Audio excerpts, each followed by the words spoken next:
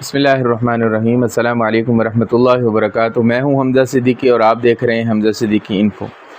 آج ہم قربانی کے بارے میں یہ بیان کریں گے کہ رسول اکرم صلی اللہ علیہ وسلم سے پوچھا گیا، صحابہ نے پوچھا، حضرت زید بن ارقم کی روایت ہے، فرماتے ہیں کہ صحابہ نے پوچھا کہ یا رسول اللہ یہ قربانی ہے کیا؟ تو آپ صلی اللہ علیہ وسلم نے یہ فرمایا کہ قربانی جو ہے یہ تمہارے باپ کی سنت ہے، یعنی کہ حضرت ابراہیم علیہ السلام کی سنت ہے۔ اس کے بعد صحابہ رضوان اللہ تعالی علیہم اجمعین نے سوال کیا کہ یا رسول اللہ ہمیں اس قربانی سے ملے گا کیا؟ تو آپ صلی اللہ علیہ وسلم نے فرمایا کہ اس قربانی کے بدلے میں جو جانور کے جو بال ہیں، ہر بال کے بدلے میں ایک نیکی ملے گی۔ تو اس پر صحابہ نے پھر سوال کیا کہ اور اون کے بدلے میں کیا؟ یعنی کہ اگر جانور ایسا ہے کہ جس کے اوپر اون ہے، ان کا سوال تھا کہ کثرت بال ہیں، تو آپ صلی اللہ علیہ وسلم نے فرمایا کہ جی بالکل، اون کے بدلے بھی ایک نیکی ملے گی، یعنی کہ بال کے بدلے بھی ایک نیکی ملے گی اور اون کے بدلے بھی ایک نیکی ملے گی۔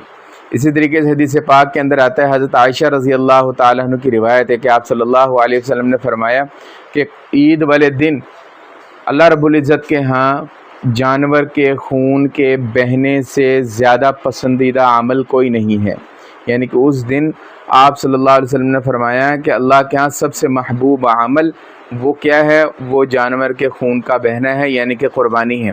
اور ساتھ یہ بھی فرمایا کہ قیامت والے دن یہ بندہ جو ہے یہ جو جانور ہے، یہ جانور آئے گا کس کے ساتھ؟ اپنے کھروں کے ساتھ، اپنے خون کے ساتھ اور اپنی کھال کے ساتھ قیامت والے دن آئے گا۔ اور آپ صلی اللہ علیہ وسلم نے فرمایا کہ تم بھی خوش دلی کے ساتھ قربانی کو کیا کرو۔ حکم فرمایا کہ جب بھی قربانی کرنی ہے خوش دلی کے ساتھ، تنگ نہیں ہونا، بہت مہنگا جانور لے لیا ہے، پریشان ہو رہے ہیں، سمجھ نہیں آ رہی، مہنگائی بہت بڑھ گئی۔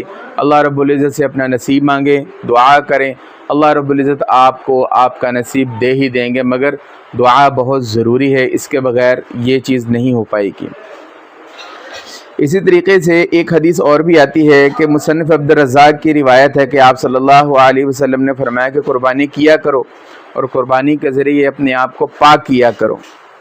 اور جب مسلمان اپنی قربانی کا رخ قبلے کی طرف کرتے ہیں تو اللہ رب العزت جو ہے اس کے جو جانور کا خون ہوتا ہے یا اس کے کھر یا بال وغیرہ ہوتے ہیں، ان کو قیامت والے دن میزان میں نیکیوں سے بدل دیں گے، یعنی کہ وہ ساری کے ساری چیزوں جو ہیں وہ نیکیوں سے تبدیل ہو جایا کریں گی۔